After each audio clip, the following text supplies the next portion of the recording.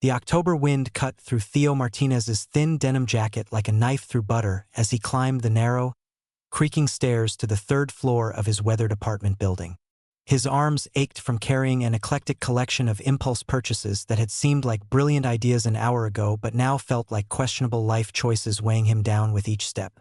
The paper bag crinkled ominously, threatening to tear under the combined weight of a purple candle that promised to smell like lavender rebellion, a jar of cherry compote that reminded him of his grandmother's Sunday dinners, a bag of dark chocolate chips he'd never used since baking remained a mystery to him, and a small succulent plant he'd already named Gerald during the 10-minute walk home. At 24, Theo had perfected the art of living paycheck to paycheck while maintaining an optimism that his friends alternately admired and worried about.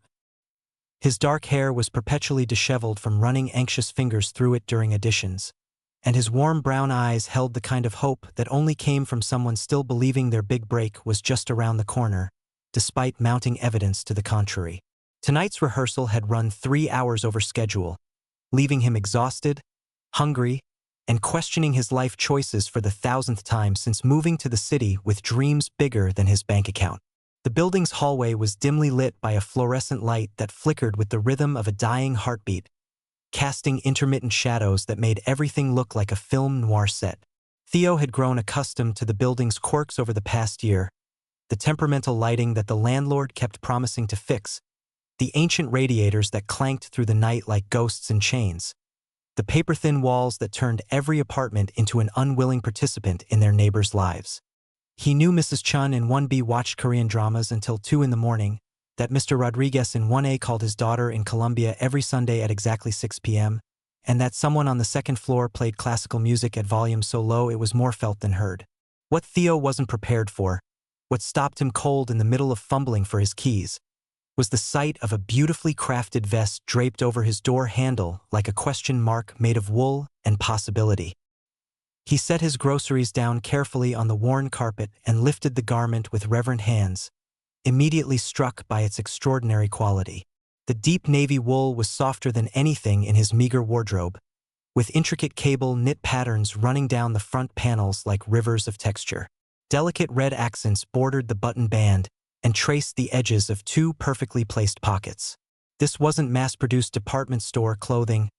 Every stitch spoke of hours upon hours of careful work, of someone who understood both advanced technique and artistic vision. When Theo held the vest against his lean frame, it was clearly sized for his exact measurements, as if the creator had somehow studied his build with scientific precision and crafted accordingly. The navy blue would complement his olive complexion perfectly, and the red accents would bring out warm undertones he'd never noticed in his own reflection. This was a piece of clothing designed not just to fit his body, but to flatter it in ways his thrift store wardrobe never could. There was no note, no card, no explanation whatsoever. Just this perfect piece of wearable art that seemed to have materialized out of thin air, leaving Theo standing in the flickering hallway light with his heart racing and his mind spinning with questions. He looked up and down the empty corridor, half expecting to see a neighbor retrieving a misdelivered package or perhaps someone playing an elaborate romantic prank, but he was completely alone with the mystery and the gift. Inside his cramped studio apartment, Theo tried on the vest in front of his bathroom mirror, the only full-length reflection available in his tiny living space. The transformation was remarkable. The vest didn't just fit him, it elevated him. The careful tailoring emphasized his lean build without clinging. The length hit exactly at his hip bones to create a flattering silhouette, and the sophisticated navy blue made his skin glow with warmth. He looked like someone who belonged in expensive coffee shops and art galleries, someone whose opinions on literature and film might actually matter. The effect was so striking that Theo immediately reached for his phone, snapping a selfie that captured both his surprise and the vest's undeniable elegance. Without overthinking it, he sent the image to Marcus Williams, his best friend and fellow survivor of the city's brutal service industry, along with a message that simply read, "Emergency. Call me now." Marcus's response came within minutes, his phone buzzing with an incoming video call that Theo answered while still admiring himself in the mirror. Marcus's face appeared on screen, his bleached blonde hair messy from his evening shift at the trendy coffee shop, where they both picked up hours between their respective artistic pursuits. His green eyes were bright with curiosity and something that looked suspiciously like knowing amusement. "Holy shit, Theo," Marcus said without preamble, leaning closer to his camera to get a better look. "You look absolutely incredible, like stupidly attractive. That vest is doing things for your shoulders that should probably be illegal in several states." "That's not the point," Theo protested, though he couldn't help preening slightly at the compliment. "The point is that I have no idea where it came from. It was just hanging on my door handle when I got home from rehearsal tonight." "Okay. First question, handmade or store-bought?" Marcus had always been practical, a trait that served him well in his side business as a social media consultant for local artists and small businesses. "Definitely handmade. This is serious craftsmanship, Marcus.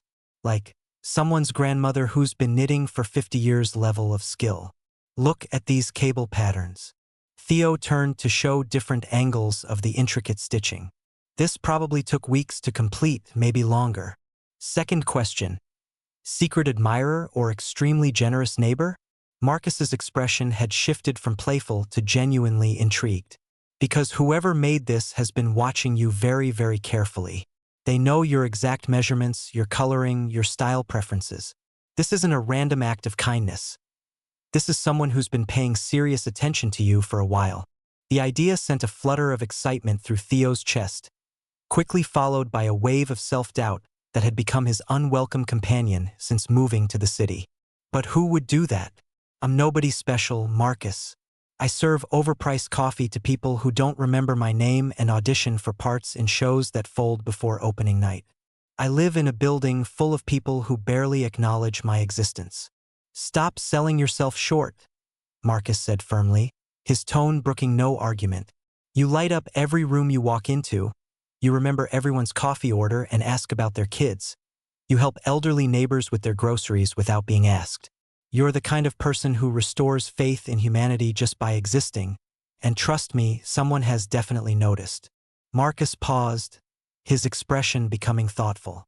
"Speaking of noticing, what about that guy in 2D? The tall, dark, and mysteriously handsome one who looks like he stepped out of a cologne advertisement designed to make people question their sexuality." Theo's heart performed a small somersault at the mention of Malik Hassan, the enigmatic resident of apartment 2D who had been occupying far too much of his mental real estate lately. Malik was the kind of quietly devastating attractive that made Theo stumble over simple words during their rare hallway encounters. He was tall and broad-shouldered with precisely trimmed dark hair and the kind of bone structure that belonged in Renaissance paintings or high-fashion photography. But more than his striking appearance, there was something about Malik's presence that drew Theo's attention like a magnet. He moved through the world with a calm confidence that suggested hidden depths and interesting secrets. "Malik barely knows I exist," Theo said, though he found himself unconsciously touching the soft wool of the vest as he spoke. "I think our longest conversation was about whether the mail had been delivered yet, and that lasted maybe 45 seconds. He's polite but distant, like he's got more important things to think about than small talk with his neighbors." "Maybe he's shy," Marcus suggested, his tone taking on the speculative quality that usually preceded his most insightful observations. "Maybe he's the type who expresses himself through actions rather than words. Like, hypothetically, through anonymous gifts of perfectly fitted, handcrafted clothing that makes the recipient look like a movie star." "You think?" Theo started, then stopped, afraid to voice the possibility that had been growing in the back of his mind since he'd first seen the vest. "I think you have a secret admirer who's also incredibly talented with knitting needles," Marcus said definitively. "I'm officially calling this person the Vest Phantom, and my money is definitely on your mysterious neighbor. There's something about the way he looks at you when he thinks you're not paying attention." "He looks at me?" Theo's voice came out higher than intended, betraying more interest than he'd meant to reveal. "Oh, honey," Marcus laughed. "He looks at you like you're a work of art he's trying to memorize before the museum closes. How have you not noticed?" That night, Theo hung the vest carefully in his small closet, but found himself taking it out again to hold while he attempted to focus on a book he'd been meaning to finish for months. There was something deeply comforting about the weight of it in his hands, the way it held a faint scent of something warm and spicy, cinnamon, perhaps, or cardamom mixed with something woodsy and masculine. It reminded him of his grandfather's workshop where he'd spent countless childhood afternoons, of safety and being genuinely cared for by someone who paid attention to details. As he finally drifted off to sleep, still clutching the vest like a security blanket, Theo found himself wondering about the hands that had created it. Were they rough from other work, or soft from handling delicate yarn? Did they belong to someone who listened to music while knitting, or someone who preferred silence?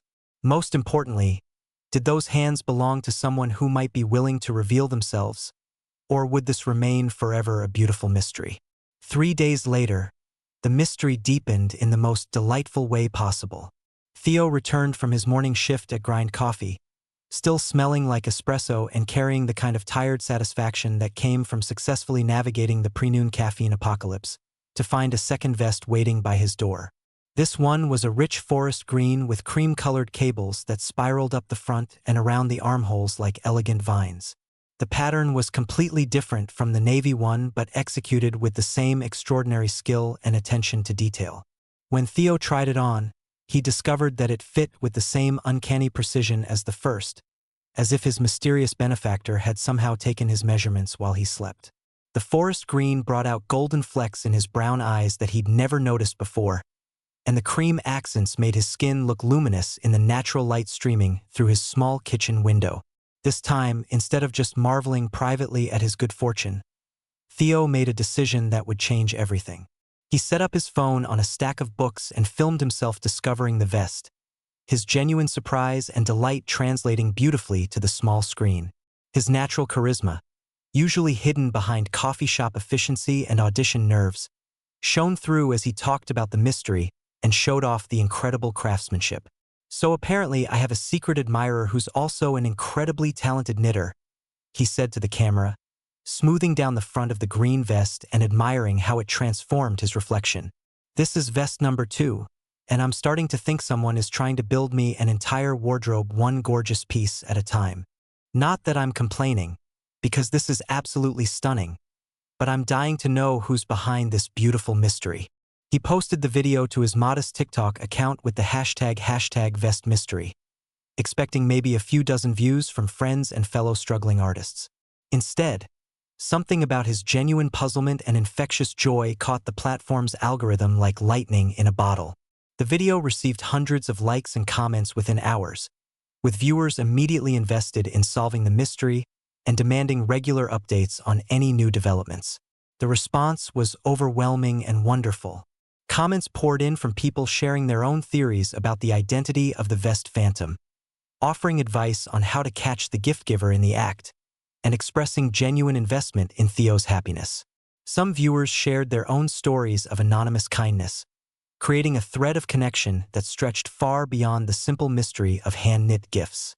Encouraged by the enthusiastic response and genuinely touched by the outpouring of support from strangers, Theo began creating more content around the vests. He filmed himself wearing them during different activities, reading scripts while curled up on his small couch, making breakfast in his tiny kitchen, practicing monologues in the building's small courtyard.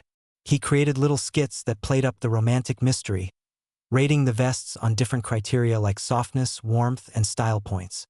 His follower count began growing steadily as people became emotionally invested in the ongoing story, sharing theories and shipping him with various mysterious figures. The hashtag #vestmystery began trending locally, with other users creating their own content speculating about the identity of his secret admirer and celebrating the romance of anonymous gift-giving. But beyond the unexpected social media success, Theo found himself profoundly moved by the gifts themselves. Each vest represented not just hours of skilled labor, but careful observation and consideration.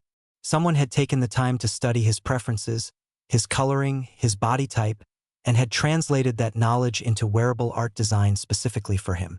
These weren't expensive items purchased impulsively. They were labors of love that spoke to deep attention and genuine care.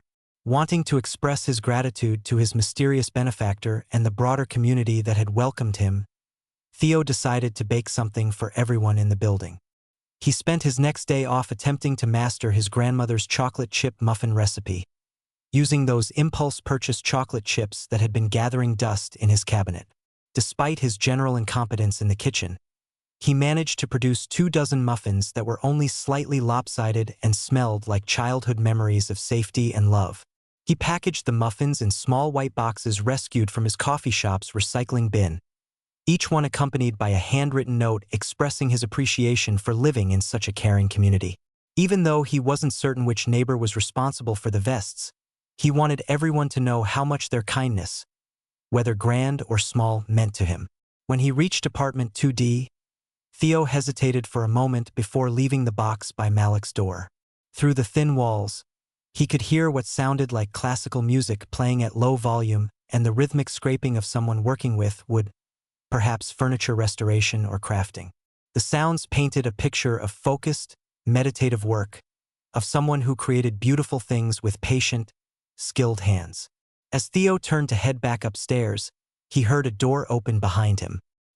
His heart immediately began racing as he turned to see Malik standing in his doorway, looking down at the box of muffins with an expression that Theo couldn't quite decipher.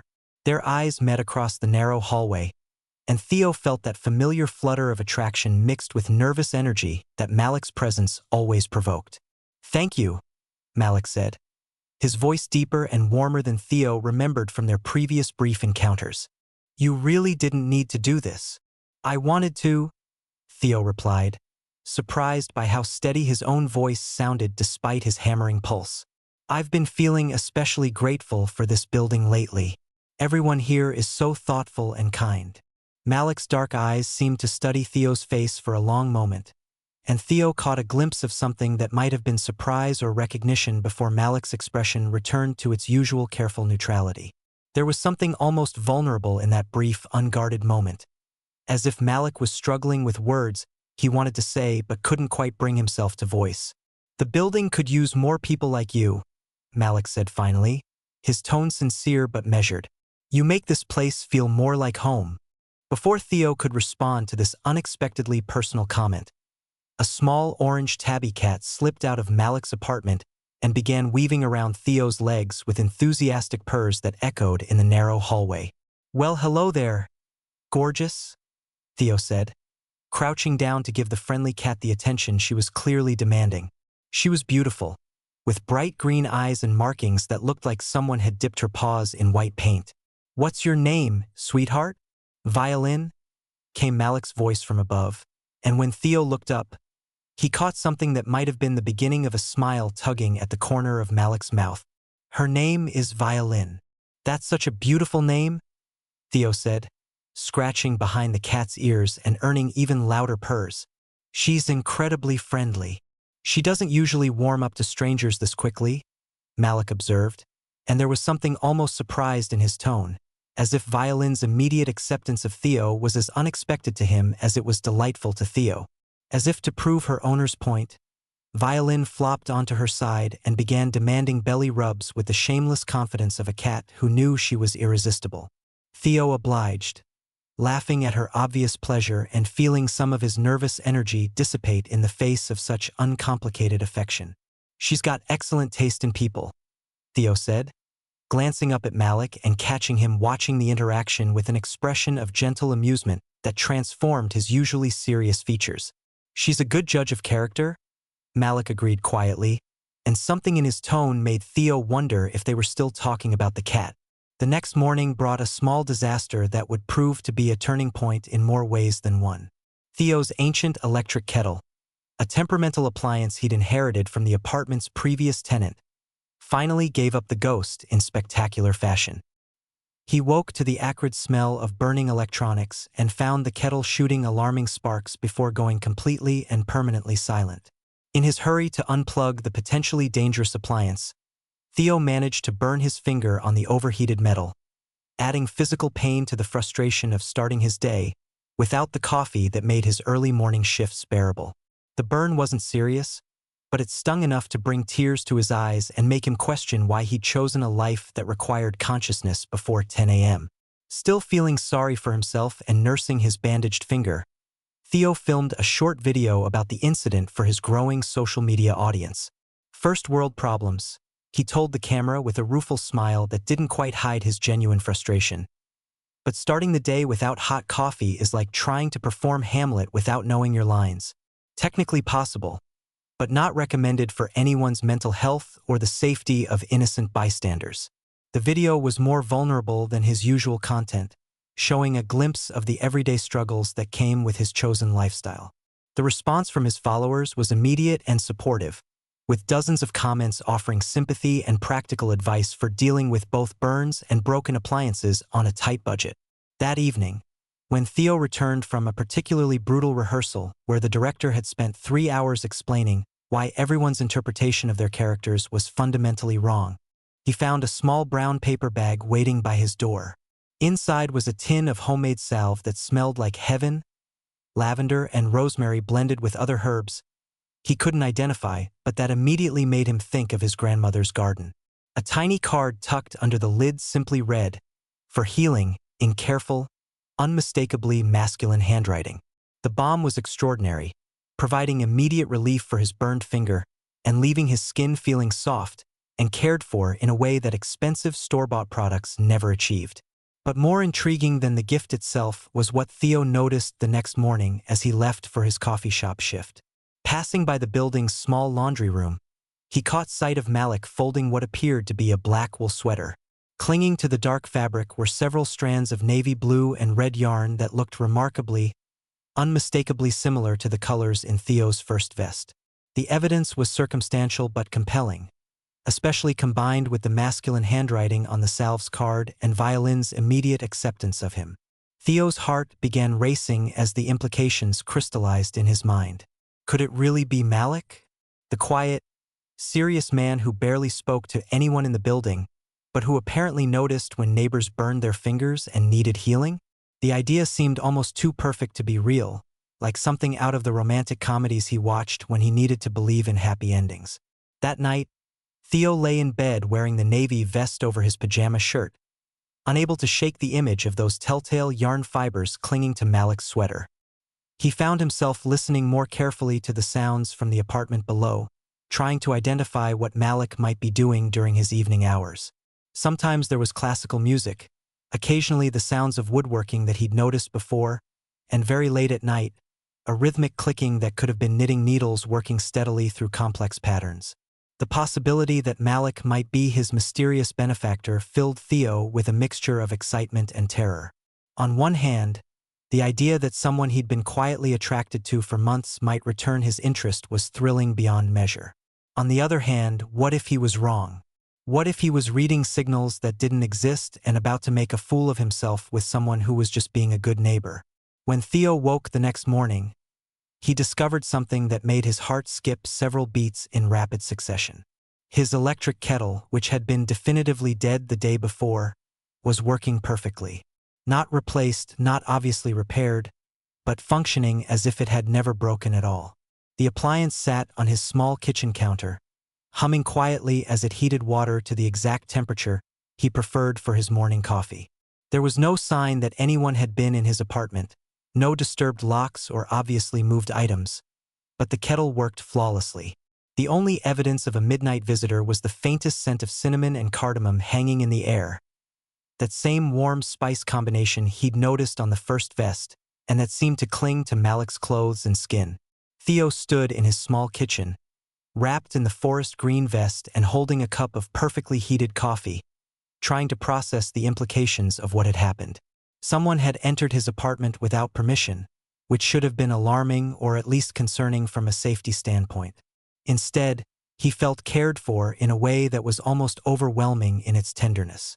Someone had seen his problem and fixed it quietly, asking for nothing in return except perhaps the satisfaction of knowing they'd made his morning easier. It was the kind of thoughtful gesture that spoke to deep attention and genuine concern for his well-being, the sort of care that went far beyond casual neighborly kindness. A week later, Theo succumbed to the flu that had been making its way through the theater company like wildfire, claiming actors and crew members with ruthless efficiency. He woke feeling like he'd been hit by a truck carrying another truck, his throat raw and his head pounding with the kind of sinus pressure that made thinking clearly nearly impossible. Every muscle in his body ached, and even the simple act of sitting up in bed required more energy than he felt capable of mustering. He managed to send a text to Marcus explaining that he wouldn't be able to work his shift, then collapsed back into bed wearing both vests layered over his warmest pajamas and every blanket he owned. The fever made him alternately shiver and sweat, and he drifted in and out of uncomfortable sleep filled with strange dreams about yarn and gentle hands and the sound of knitting needles clicking in comforting rhythm. When he woke hours later, groggy and disoriented but slightly less miserable than before, there was a large thermos by his door filled with what might have been the most incredible chicken soup he'd ever tasted. It was rich and nourishing, with undertones of ginger and herbs that seemed to soothe his symptoms from the inside out. The soup was still steaming hot, as if it had been delivered moments before he discovered it, and there was enough to sustain him through several meals. Despite feeling terrible, Theo managed to film himself tasting the soup, his voice hoarse but his eyes bright with emotion that transcended his physical discomfort. "I don't know who you are," he said to the camera, pulling both vests more tightly around his fevered body, "but you're not just someone I have a crush on anymore. You're feeding my soul, literally and figuratively. These aren't just gifts, they're acts of love, and I'm falling for someone I've never even properly met." The video, posted from his sickbed with minimal editing, resonated with his audience in a way that surprised everyone involved. Comments poured in from people around the world sharing their own stories of anonymous kindness, of love expressed through actions rather than words, of the profound intimacy that could exist in unspoken care. The response was so overwhelming that several major media outlets reached out, wanting to feature his story in segments about modern romance and the power of social media to connect people.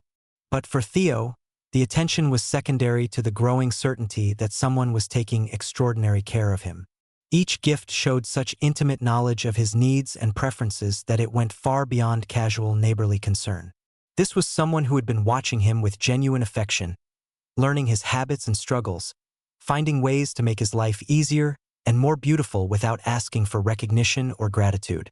One afternoon, while returning Violin's food bowl after the cat had somehow ended up in his kitchen again demanding treats and attention with shameless persistence, Theo caught sight of something that made him stop in his tracks. Through Malik's partially open door, he could see into the corner of the living room where an absolutely stunning antique chair sat in a pool of afternoon sunlight. The piece looked like it belonged in a museum. The wood gleamed with fresh polish, and the upholstery appeared to have been completely restored with fabric that perfectly matched the chair's original Victorian-era styling. "That's absolutely gorgeous," Theo said, unable to hide his admiration for the exquisite craftsmanship on display. "Did you restore that yourself?" Malik looked up from where he was organizing what appeared to be an impressive collection of woodworking tools, each implement precisely arranged and obviously well-maintained. His hands stilled on a hand plane that looked like it might be an antique itself, and for a moment he seemed to be weighing whether to answer. "Yes," he said finally. "It belonged to Mrs. Chun in 1B. Her husband made it for her when they were first married 60 years ago, but it had been badly damaged during her move here from her old house." "That's incredibly thoughtful of you to take that on," Theo said, genuinely moved by the gesture and the obvious hours of skilled labor it must have required. The idea of Malik quietly restoring furniture for elderly neighbors painted a picture of someone far more caring and community-minded than his reserved exterior typically revealed. "People have memories attached to their belongings," Malik said, his voice softer than Theo had ever heard it, almost contemplative. "Sometimes they just need someone to help them rebuild what they've lost." Mrs. Chun cried when she saw what had happened to the chair during the move. Her husband's been gone for 10 years. And it was one of the last pieces of him she had left. The words carried weight beyond their literal meaning, and Theo found himself studying Malik's face, searching for clues about the depths hidden beneath his quiet exterior. When their eyes met, there was a moment of connection that made Theo's breath catch in his throat, a recognition of shared understanding about loss and healing and the importance of preserving what mattered. "What if," Theo said quietly, the words slipping out before he could consider their implications, "you're helping me rebuild my home too?" Malik's hands went completely still on the tools he'd been organizing, and for a long moment that felt like an eternity, neither of them spoke. The air between them felt charged with possibility, heavy with all the things they hadn't said to each other over months of careful observation and growing attraction. Theo could hear his own heartbeat in the silence, could see something vulnerable and hopeful flickering in Malik's dark eyes. Then Violin chose that moment to make her presence known, jumping onto Theo's lap with a loud purr and demanding attention with the kind of shameless persistence that only cats could master. The spell was broken, but as Theo headed back upstairs with the cat twining around his ankles, he carried with him the memory of how Malik's expression had softened when he spoke about rebuilding lost things. Chapter 4: Closeness and Confession. The next morning brought what might have been the most significant gift yet, a vest that stopped Theo's heart completely and confirmed every suspicion that had been building in his mind for weeks. Hanging on his door handle like a golden question mark was a creation in the most perfect shade of yellow he'd ever seen, the exact color of his favorite oversized hoodie that he wore constantly around the apartment during lazy weekend mornings. The color choice was so specific, so intimately personal, that it could only have come from someone who had observed him closely enough to memorize not just his measurements but his preferences, his habits, his most comfortable moments. This wasn't casual neighborly attention. This was the kind of careful study that spoke to genuine, focused affection. When Theo lifted the vest to examine it more closely, he discovered that it was different from the previous three in ways that went beyond just color. Where the others had been more traditionally structured with their cable knits and formal silhouettes, this one had a softer, more relaxed fit with a subtle textured pattern that looked like tiny leaves scattered across the surface in barely perceptible relief. It was clearly designed for comfort and casual wear, perfect for someone who spent long hours at home reading scripts, practicing monologues, or simply existing in comfortable solitude. The craftsmanship was extraordinary even by the high standards set by the previous gifts. Every stitch was precise and purposeful. The increases and decreases that shaped the garment were nearly invisible, and the way the pattern moved across the surface showed a level of planning and skill that took Theo's breath away. This wasn't just knitting, this was textile art created by someone who understood both technique and design at a master level. When Theo tried the vest on in front of his bathroom mirror, he understood immediately why this particular shade had been chosen for him. The golden yellow brought out warm undertones in his olive skin that he'd never noticed before, made his dark eyes look deeper and more luminous, and somehow managed to make him look both approachable and striking. It was the kind of color that would make him stand out in a crowd, while also making him appear warm and welcoming rather than intimidating. This time, instead of just filming another reaction video, Theo made a decision that surprised even him with its boldness. He put on the yellow vest, ran his fingers through his messy hair until it looked artfully disheveled rather than accidentally chaotic, and picked up the bag of expensive Ethiopian coffee beans he'd been saving for a special occasion. His heart hammered against his ribs as he walked downstairs to apartment 2D, but he forced himself to keep moving before his courage could abandon him. When he raised his hand to knock on Malik's door, Theo's pulse was racing so fast he felt lightheaded. What if he was wrong about everything? What if Malik wasn't his mysterious benefactor and this gesture came across as presumptuous or weird? What if Malik was the vest maker but didn't want to be discovered? A dozen different scenarios for humiliation and rejection raced through his mind in the few seconds before his knuckles made contact with the door. When Malik opened the door, his eyes immediately went to the vest, and Theo caught a flash of something that looked unmistakably like pride and satisfaction before Malik's expression returned to its usual careful neutrality. But that brief moment of recognition was enough. Theo saw the way Malik's gaze lingered on how the yellow complemented his skin tone, the subtle nod of approval at how perfectly the garment fit, the barely suppressed smile that tugged at the corner of his mouth. "I was wondering if you'd like to have coffee with me," Theo said, holding up the bag of premium beans like an offering to whatever gods governed awkward romantic gestures. "To say thank you for being such a thoughtful neighbor." Malik hesitated for what felt like an eternity but was probably only a few seconds, and Theo could almost see him weighing his options, calculating risks and benefits with the careful precision of someone who had learned to be cautious with his heart. His dark eyes searched Theo's face as if looking for clues about intentions and expectations, and Theo tried to project nothing but hopeful sincerity. Finally, Malik stepped aside and gestured for Theo to come in, and Theo caught the beginning of what might have been a genuine smile softening his usually serious features. "I'd like that," Malik said simply, but there was warmth in his voice that Theo had never heard before. Malik's apartment was a revelation that made Theo reassess everything he thought he knew about his mysterious neighbor. Where he'd expected bachelor minimalism or perhaps the sterile efficiency of someone who preferred solitude, he found a space that breathed warmth, creativity, and intellectual curiosity. The apartment was larger than his own, with high ceilings and windows that let in streams of natural light that made everything glow with golden warmth. The walls were lined with floor-to-ceiling bookshelves filled with volumes in multiple languages, Arabic script that flowed like calligraphy, Spanish novels with well-worn spines, French poetry collections, German philosophy, and others in languages Theo couldn't even identify. The books weren't just decoration. They showed clear signs of being read and reread, with bookmarks and marginalia that spoke to an active, engaged intellect. Scattered throughout the space were several works in progress that painted a picture of someone with diverse creative interests and exceptional skill. A partially carved wooden sculpture sat on a stand near the window, its flowing lines suggesting water frozen in motion or perhaps wind made solid. The piece was clearly unfinished but already showed the kind of artistry that belonged in galleries rather than living rooms. On a comfortable leather chair that had obviously been restored by hand sat a complicated-looking knitting project in soft gray wool, the needles still attached and ready for the next row. The pattern was so complex that Theo couldn't even begin to follow its logic, involving multiple colors and techniques that spoke to advanced skill and years of experience.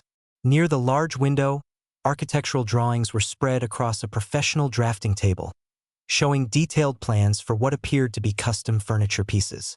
The drawings were precise and beautiful, combining technical accuracy with artistic vision in a way that made even the blueprints aesthetically pleasing. "You're an artist," Theo said, looking around with genuine wonder and growing admiration for the man who had created this space. "I'm a furniture maker," Malik corrected gently, but there was no defensiveness in his voice, just a desire for accuracy. "The other things are just hobbies that help me think and keep my hands busy." "And the knitting?" Theo asked, trying to keep his tone casual as he nodded toward the gray project, though his pulse quickened with anticipation of finally having his suspicions confirmed. Malik was quiet for so long that Theo began to worry he'd overstepped, pushed too hard for answers that weren't his to demand. When Malik finally spoke, his voice was barely above a whisper, as if he was sharing a secret he'd never told anyone before and wasn't entirely sure he should be telling now. "I don't know how to talk to people the way they expect," he said, his eyes focused on his hands rather than meeting Theo's gaze. "Words don't come easily for me, especially when something matters. When I care about someone or something, I get tongue-tied and awkward, and I end up saying nothing instead of saying the wrong thing. So I learned to speak in other ways instead." The honesty in Malik's admission hit Theo like a physical force, stealing his breath and making his chest tight with emotion. He could see how much courage it had taken for Malik to reveal this vulnerability, to admit to what he clearly saw as a personal failing rather than simply a different way of moving through the world. "My grandmother taught me to knit when I was young," Malik continued, still not meeting Theo's eyes. "She said it was another way of speaking, of showing care and attention without having to find the right words. She said that when you make something for someone with your own hands, you're putting a piece of your heart into every stitch, and they'll be able to feel that even if you never say the words out loud." Theo felt tears prick at his eyes as he absorbed the profound intimacy of what Malik was sharing with him. This wasn't just about knitting or even about the vests. This was about someone who had found a way to express love and care despite feeling inadequate with conventional communication. "The vests," Theo said softly, and it wasn't really a question anymore. Malik nodded once, a quick, almost involuntary movement that confirmed what Theo's heart had been hoping for weeks. "I wanted to take care of you," he said simply, "but I didn't know how to ask if you'd let me." "Why me?" Theo asked, stepping closer, drawn by the magnetic pull that had been building between them since their first awkward hallway encounters. "Because you looked cold in the mornings when you left for work, and your jackets never fit you properly," Malik said, finally looking up to meet Theo's eyes. "Because you have beautiful shoulders that deserve to be shown off instead of hidden under clothes that don't fit. because you smile at everyone you meet, even Mrs. Rodriguez's teenage grandson who never says thank you and usually smells like marijuana. But sometimes when you think no one is watching, you look so lonely it breaks my heart." The words came out in a rush, as if they'd been building pressure behind a carefully constructed dam for months and could no longer be contained. "Because you help elderly neighbors with their groceries without being asked, because you remember everyone's name and ask about their families, because you light up every room you walk into and make the world feel like a kinder place just by existing in it." They were standing close enough now that Theo could see flecks of gold in Malik's dark eyes, could catch the warm spice scent that he now knew belonged to Malik himself, a combination of the cinnamon and cardamom he used in his woodworking oils and something deeper and more personal that was purely him. "You did know how," Theo said softly, his voice thick with emotion he wasn't trying to hide. "You were taking care of me perfectly. You fixed my kettle when it broke, brought me soup when I was sick, gave me healing balm when I burned myself. You were speaking to me in a language I didn't even know I understood. I just didn't realize I was supposed to answer back." When Malik reached out tentatively to touch the golden vest, his fingers brushing against Theo's chest just over his rapidly beating heart, it felt like the most natural thing in the world for Theo to cover Malik's hand with his own. The contact sent electricity through both of them, and they stood there for a moment in silence, years of careful observation and growing attraction crystallizing into this single point of connection. "I've been watching you too," Theo admitted. "Every time you carried those interesting books or art supplies, every time I caught glimpses of you working on something creative, every time you were kind to the other neighbors without making a big deal about it. I wanted to know you, wanted to talk to you, but I was afraid you were too sophisticated for someone like me." "Someone like you?" Malik's voice carried genuine surprise. "Theo, you're extraordinary. You're kind and funny and talented, and you make everyone around you feel important and valued. I was afraid you'd think I was strange or boring if you really got to know me." The kiss, when it finally came, was soft and careful and tasted like all the words they'd been too afraid to speak. Malik's lips were warm and slightly chapped from winter air, and when Theo deepened the kiss slightly, Malik made a small sound of surprise and pleasure that went straight to Theo's heart and settled there like coming home. When they broke apart, they stayed close, foreheads touching, sharing the same air and the same overwhelming sense of finally finding what they'd been searching for without even fully realizing they were looking. Chapter 5: Mr. Wilkins and Deeper Connections. That evening marked the true beginning of their relationship, though both men would later agree that it had actually started months earlier with the first careful stitches of navy blue wool. They sat together on Malik's comfortable couch, sharing Thai takeout and talking with the intensity of people making up for months of missed conversations. Theo learned that Malik had been born in Beirut but had moved to his grandmother's house in Michigan when he was 12, after his parents died in a car accident that had left him orphaned and grieving in a foreign country. His grandmother, Tata Amira, had been a master of traditional Lebanese crafts and had taught him knitting, embroidery, and woodworking as a way of staying connected to their heritage and as a form of moving meditation during the darkest period of his young life. She used to say that when your heart is too full or too empty for words, your hands can speak instead, Malik explained, his fingers absently tracing patterns on Theo's palm as they talked. "She taught me that making something beautiful for someone you care about is a way of giving them a piece of your soul to carry with them." Malik had discovered his gift for furniture restoration almost by accident, when Tata Amira's antique sewing table had been damaged in a move. His careful repair work had caught the attention of neighbors, who began bringing him their own damaged heirlooms and family pieces. What had started as a way to honor his grandmother's memory had grown into a career that allowed him to help other people preserve their connections to the past. "I work mostly with people who've lost things that can't be replaced," Malik said. "Pieces that belong to grandparents or parents who have passed away. Furniture that survived immigration or war or family disasters. I understand what it feels like to have your anchors to the past damaged or broken." Theo, in turn, shared stories about his own journey to the city, driven by dreams of theatrical success but sustained by smaller joys. The moment when an audience member laughed at exactly the right time. The satisfaction of perfectly executing a difficult piece of blocking. The community he'd found among other struggling artists, who understood the particular combination of hope and desperation that defined their chosen life. I used to think success meant seeing my name on a Broadway marquee, Theo said.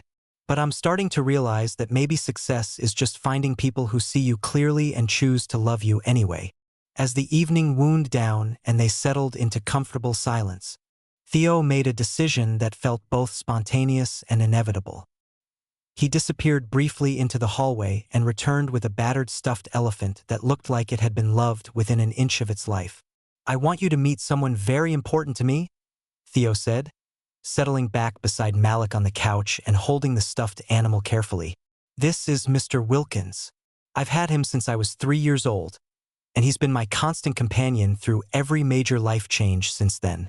Mr. Wilkins was clearly ancient by stuffed animal standards, his gray fur worn soft and thin in places from decades of hugging. His little jacket was frayed at the edges. The tiny pants had been mended multiple times with increasingly inexpert stitches, and his miniature shoes were held together more by determination than by thread. "My grandfather made all his clothes before he died when I was 8, Theo continued, his voice soft with memory. "Abuelo was amazing with his hands. He could knit, sew, do woodworking, fix anything that was broken. He said that making things was how you put love into the world where other people could touch it and feel it long after you were gone." Malik took the stuffed elephant with the same reverence he might show a museum piece, examining the tiny, well-worn clothes with genuine interest and obvious respect for the craftsmanship involved. Even in miniature, the attention to detail was extraordinary: functional buttonholes, proper construction techniques, patterns that had been scaled down with mathematical precision. "Your grandfather was a master craftsman," Malik observed, running his finger along a barely visible seam that showed extraordinary skill in miniature work. This level of detail in such a small scale, it would have taken incredible patience and precision. "He was incredible," Theo agreed, watching Malik's careful examination of Mr. Wilkins' wardrobe. "He taught me that the best gifts weren't the most expensive ones, but the ones that showed you'd been paying attention. He said that when someone takes the time to make something just for you, they're giving you proof that you matter." "I would have loved to meet him," Malik said sincerely, and something in his tone made Theo look up to find Malik studying his face with that same careful attention he brought to his restoration work. "He would have loved you too," Theo replied with certainty that surprised them both. "He would have recognized a kindred spirit, someone else who understood that language of making things with love." The next week, Malik presented Theo with what might have been the most thoughtful gift anyone had ever given him: a tiny navy blue blazer, perfectly scaled and crafted for Mr. Wilkins with the same attention to detail as the human-sized vests. The little jacket had working buttons made from mother-of-pearl, functional pockets with tiny details like mock pocket watches, and was lined with soft cotton in a complementary shade of cream. When Theo tried the blazer on Mr. Wilkins, it fit perfectly and transformed the beloved but shabby stuffed elephant from a childhood relic into a distinguished gentleman ready for any adventure. The craftsmanship was extraordinary, every stitch was precise, every detail was considered, and the overall effect was both whimsical and deeply moving. Theo actually cried when he saw it, overwhelmed by the thoughtfulness of the gesture and what it represented. This wasn't just a kind act for a new boyfriend. This was someone understanding the deepest parts of who Theo was, honoring his connections to family and memory, and finding ways to strengthen those bonds rather than compete with them. "You don't just fix things," Theo said through his tears, holding Mr. Wilkins in his smart new blazer while emotion overwhelmed his ability to speak clearly. "You don't just restore furniture or create beautiful clothes. You find the broken parts of people and make them whole again. You bring back pieces of me that I thought were lost forever." Malik's response was to pull Theo into his arms and hold him while he cried, understanding that these weren't tears of sadness but of recognition, of being truly seen and valued by someone who cared enough to honor what mattered most. Chapter 6: Snow, Warmth, and Us. Winter arrived early that year, blanketing their neighborhood in the kind of snow that transformed even the most ordinary streets into something magical and pristine.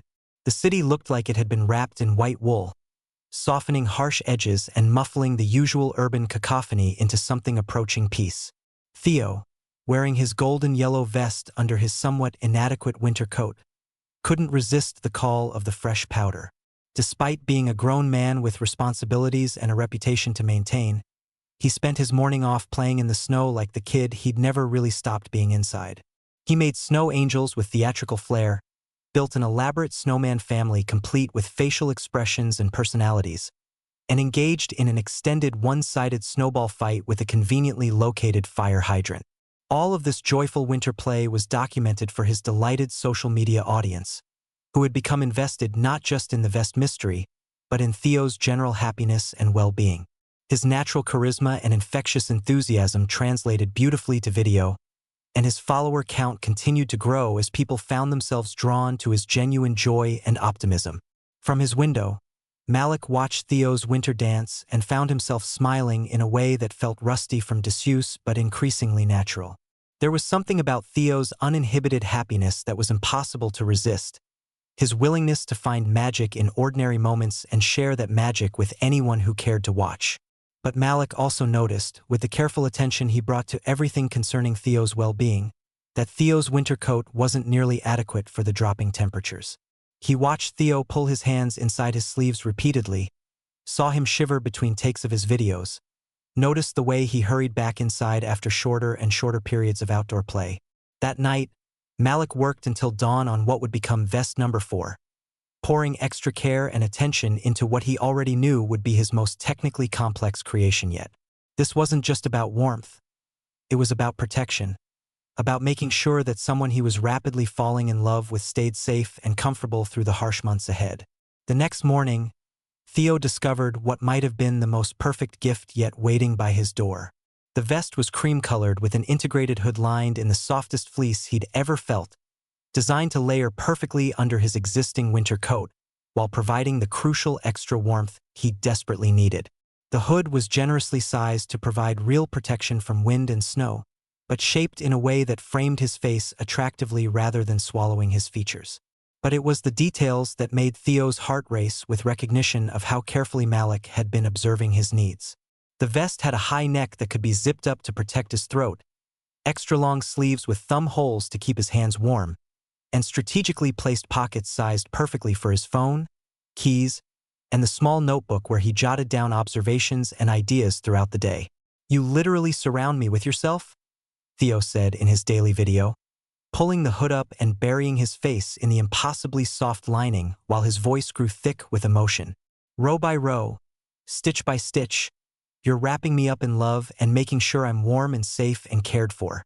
I don't think I've ever felt this cherished in my entire life." The video went viral in a way that surprised everyone involved, shared thousands of times by people who were touched by the genuine emotion in Theo's voice and the obvious devotion behind the gifts. Comments poured in from viewers around the world sharing their own stories of quiet love, of relationships built on actions rather than words, of the profound intimacy that could exist in handmade gifts created with careful attention to someone's needs and preferences. Local news outlets began picking up the story, calling it a modern fairy tale and interviewing relationship experts about the psychology of anonymous gift-giving and nonverbal expressions of love. Several major brands reached out, wanting to sponsor Theo's content or create advertising campaigns around the vest mystery. But for Theo, the media attention was just background noise to the real story unfolding between him and Malik, two people learning to speak each other's languages and discovering that love could be built as carefully and deliberately as any craft project.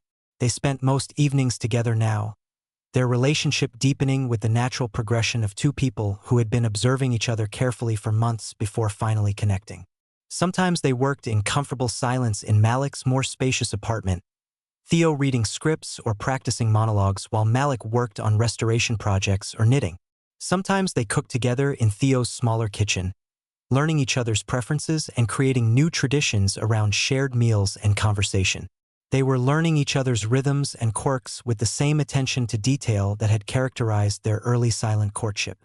Theo discovered that Malik was an exceptional cook when he had access to proper ingredients and time to work, that he read voraciously in multiple languages and could discuss everything from classical literature to contemporary politics with equal fluency, and that he had a quietly devastating sense of humor that caught you off guard just when you thought you had him figured out.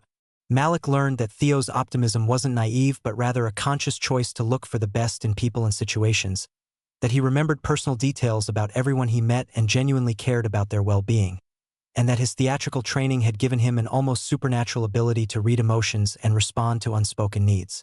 One snowy evening, as they sat together in comfortable silence, Theo memorizing lines for an upcoming audition, while Malik worked on what appeared to be an incredibly complex cable-knit sweater in charcoal gray wool, Theo looked up and realized he was completely, utterly happy.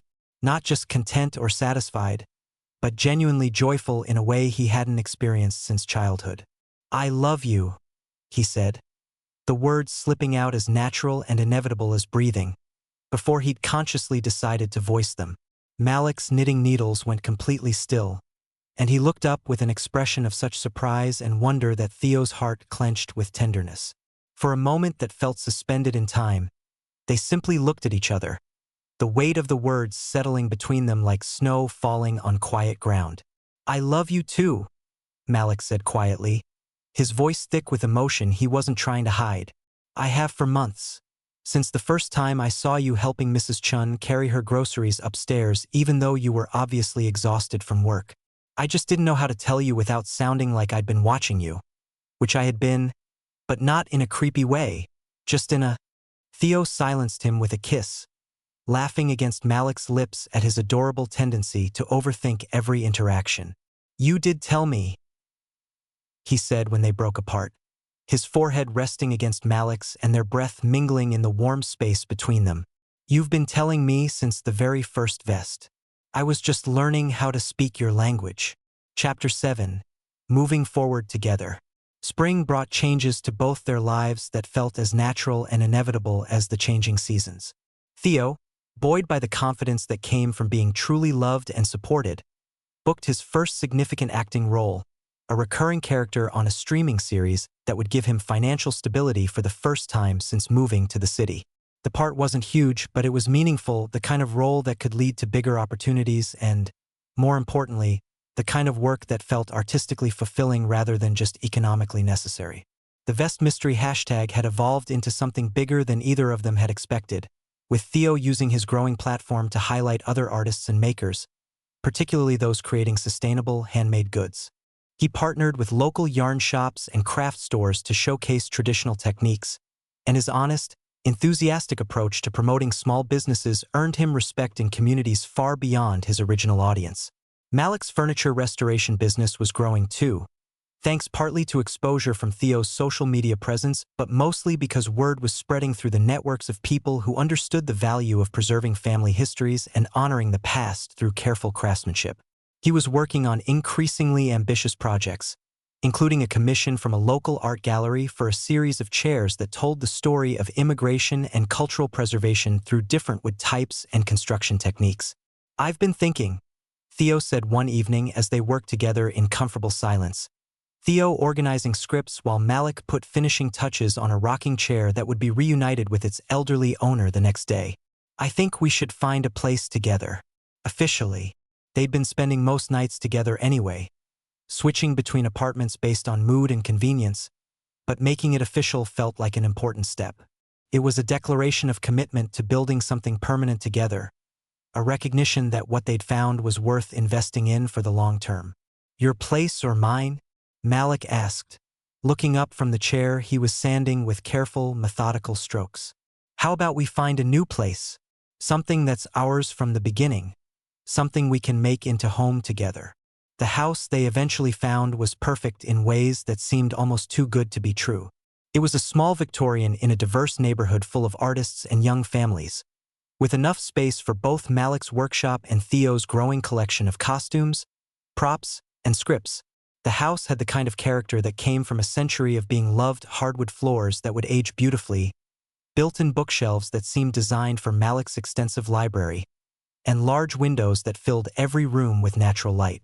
But it was the front porch that sealed the deal for both of them, a wide, welcoming space perfect for sitting together in the evenings, watching neighbors walk by, maybe even hosting the kind of community gatherings that both men had been dreaming about without quite realizing it. Moving day was chaotic and wonderful, with Marcus directing the logistics while wearing one of Theo's vests, the forest green one, which brought out his eyes beautifully, and Mrs. Chun bringing homemade cookies for everyone involved in the move. Violin supervised the entire operation from her carrier, expressing loud opinions about each box and piece of furniture, while somehow managing to look regal despite her obvious indignation at having her routine disrupted. Their first evening in the new house, they sat on the front porch drinking tea and watching their new neighbors walk by, families heading home from dinner, dog owners taking their pets for evening walks, joggers making their way through tree-lined streets that felt like something out of a movie about the life they'd always wanted but never quite dared to imagine. "I want to do something," Theo said suddenly, struck by inspiration as he watched Malik's hands wrapped around his tea mug, those skilled fingers that had created so much beauty and comfort. "I want to document the end of the mystery, the last Vest mystery video." The video they created together was simple and perfect in its honesty. It showed two pairs of hands, both wearing hand-knit items, Theo in his original navy vest, Malik in a cream-colored sweater that Theo had finally convinced him to make for himself, sharing tea and comfortable silence. In the background, Violin could be seen sleeping contentedly on what appeared to be a blanket made from the same yarn as all of Theo's vests, a detail that made their followers cry with happiness. The caption read, "Mystery solved. Turns out the best things in life don't come with price tags or fanfare or dramatic revelations. They come with patient hands, careful attention, and love knitted right into every stitch. The vest mystery is over, but the love story is just beginning. Thank you for being part of our journey." The response was overwhelming in the best possible way. Comments poured in from people around the world sharing their own stories of quiet love, expressing gratitude for the hope and joy that Theo and Malik's story had brought into their lives, and celebrating the reminder that romance could be found in the most ordinary moments when viewed with the right perspective. Epilogue: The Knitting Circle. 6 months after moving into their house, Theo and Malik hosted the first annual neighborhood knitting circle, an event that would become a beloved monthly tradition and the foundation of a community neither of them had expected to build. The idea had started small, Malik teaching basic stitches to a few interested neighbors, but had grown organically as word spread about the peaceful, creative gatherings happening on their front porch. The first official meeting drew 12 people of all ages and skill levels. Mrs. Chun brought decades of expertise and stories about knitting through historical events that made everyone appreciate the continuity and resilience represented in traditional crafts. Marcus surprised everyone by taking to knitting with the same intensity he brought to social media strategy, though his first scarf was decidedly lopsided and featured several unintentional color changes where he'd gotten distracted by conversation. Malik proved to be a patient, encouraging teacher, breaking down complex techniques into manageable steps and celebrating every small success with genuine enthusiasm. Watching him work with complete beginners, Theo was struck again by the depth of kindness that Malik carried within himself, the way he could make anyone feel capable and valued regardless of their skill level. Theo provided entertainment and refreshments, reading poetry between knitting lessons and keeping everyone's teacups filled while sharing stories about the vest mystery that had brought them all together. His natural charisma and storytelling ability helped create an atmosphere where strangers quickly became friends, united by the shared experience of learning something new and beautiful. The knitting circle became more than just a craft gathering. It evolved into a community support network that created blankets for the homeless shelter, hats and mittens for the children's hospital, and scarves for anyone who needed a little extra warmth. What had started as Malik's solitary way of expressing care had grown into a collective effort to spread love and comfort throughout their wider community. As autumn returned and the first anniversary of their meeting approached, Theo and Malik sat together on their porch after hosting another successful knitting circle. Violin, now an elderly cat with strong opinions about optimal napping locations, was curled up on a cushion that had been knitted specifically for her by one of their neighbors. The evening air carried the scent of wood smoke and fallen leaves, and the sounds of their neighborhood settling into comfortable evening routines. "I've been thinking about that first vest," Theo said, his fingers tracing patterns on Malik's palm in a gesture that had become automatic between them. "About how you took this leap of faith, putting something beautiful out into the world without knowing how it would be received." "I was terrified," Malik admitted, bringing Theo's hand to his lips for a gentle kiss. I must have picked up that vest and put it back down a dozen times before I finally got the courage to leave it on your door. What changed your mind? I realized that the worst thing that could happen wasn't rejection. It was never trying at all. I thought about my grandmother, about what she taught me about love being something you do rather than something you feel. I decided that even if you never knew where the vest came from, at least you'd be warmer, and maybe that was enough. It was more than enough, Theo said softly. It was everything. As they sat together in the gathering dusk, surrounded by the evidence of the life they'd built together, the house they'd made into a home, the community they'd helped create, the love they'd nurtured from mystery into certainty, both men understood that they'd found something rare and precious. They'd discovered that love didn't always announce itself with grand gestures or dramatic declarations. Sometimes it arrived quietly, patiently, one careful stitch at a time, wrapping you in warmth and care until you realized you were exactly where you belonged. The last light of day caught the windows of their house, making them glow like amber, and Theo thought about all the evenings ahead of them, evenings spent creating beautiful things with their hands, sharing stories with their neighbors, building a life that honored both tradition and innovation. He thought about growing old with Malik, about teaching future generations the languages of love they'd learned from each other, about the legacy of kindness and attention they were creating together. I love you, he said, the words as natural now as breathing, but no less meaningful for their familiarity. I love you too, Malik replied, and in his voice was the same quiet certainty that had guided his hands through months of secret vest-making, the same patient devotion that had brought them together and would keep them together through whatever seasons lay ahead. In the end, the mystery of the midnight vest had been solved not through detective work or dramatic revelation, but through the simple recognition that love, real love, was something you knitted into the world one stitch at a time, trusting that the right person would recognize the language you were speaking and find a way to answer back. And sometimes, if you were very lucky, that answer came in the form of a life built together, warm and beautiful and strong enough to last forever.